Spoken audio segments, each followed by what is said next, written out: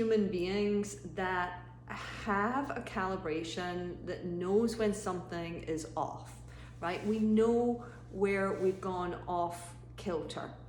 And we're often like the New Year's resolution is the choice that we're making consciously to try to address that feeling of that thing being off.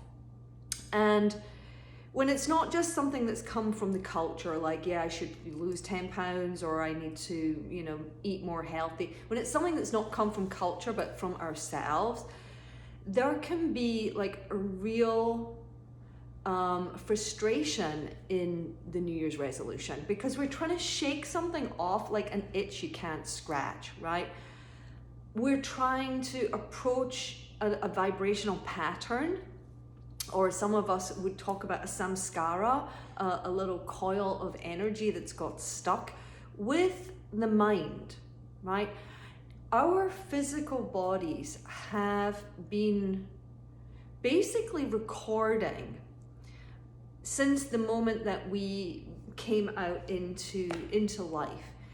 And it's recording through the 5 senses. And this is what the chakras do. The chakras are related to the 5 senses. They're energetic spaces. And they are listening, if you like, to this very subtle and unique moment-to-moment vibration that is held where you are.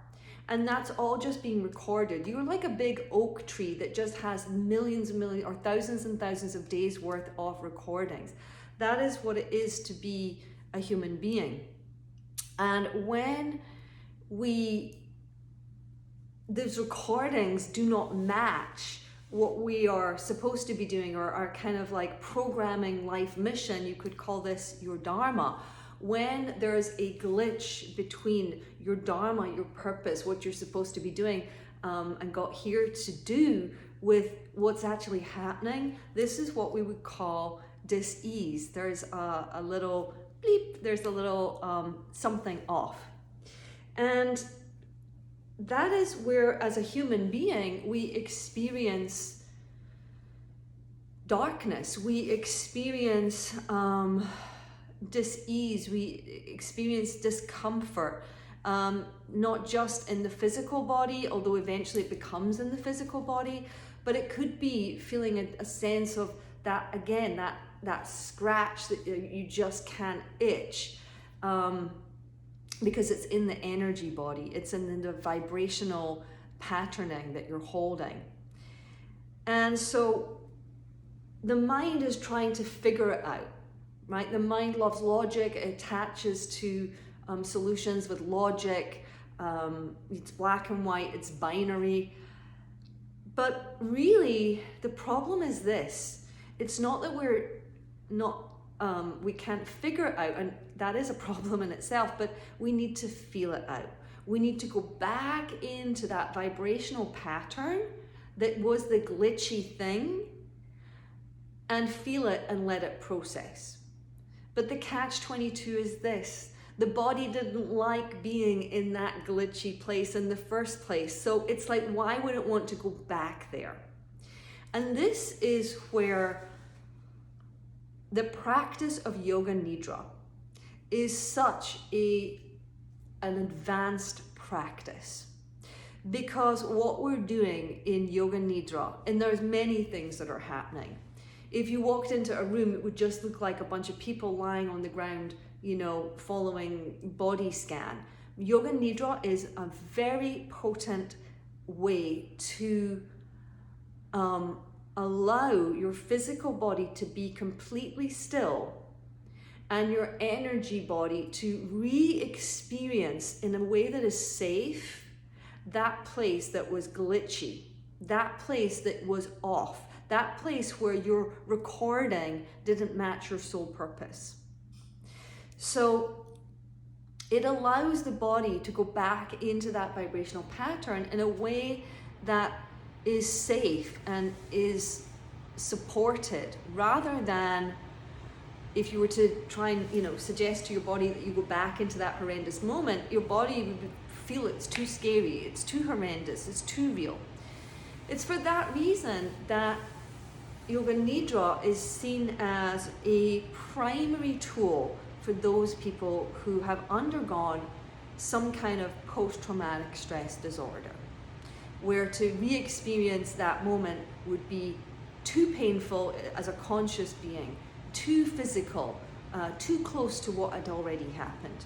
Well, as in Yoga Nidra, it's kind of like being in a general anesthetic where you are being held, right? Your body is still, you are being held. So it's quite a systematic process. There's 7 parts to it. We go from doing a full body scan to addressing opposite feelings, to doing breath work, to doing some kind of visualization. Sometimes we're using psychic symbols to, like little locks, to unlock places that we might feel held. And we kind of go out, experience what it is we're going to experience, and then it's felt in a way that is safe, and then we come back into the body and finish the Yoga Nidra practice. It isn't a practice that is necessary every single day, although you could do it every day. Unlike, let's say, meditation or asana practice, Yoga Nidra can be done, I would say, once a month at least, but once a month. And that's really what I have chosen to do in the journey of the 12 moons. So this offering that I'm giving you is an offering to journey through a lunar cycle, which is a year cycle that passes through each of the astrological signs. And each month will be a chance for your energy body, your subtle body, your Karana Sharira, if you want to get into yoga talk, to experience and unlock the imprint of that energy of that month. So its benefits are it's deeply relaxing. How do you know when you have like released something that may have been holding you back? Well, it's a bit like, sometimes you don't realize how much your hair needs a good wash, and then you go and wash your hair, and afterwards you're like, wow, that feels so good, that feels so refreshing.